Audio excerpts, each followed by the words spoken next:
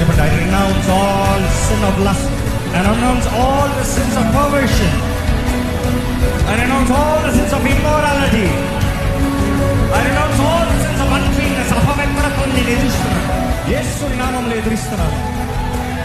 అపవాది నా మీద ఎటువంటి అధికారం లేదు, యేసు నామములో ఎదురిస్తున్నాను. యేసే నా దేవుడు, యేసే నా రాజు, యేసే నా రక్షకుడు, యేసే నన్ను విడిపించే దేవుడు, యేసే నా నాథుడు, యేసే నా సర్వము.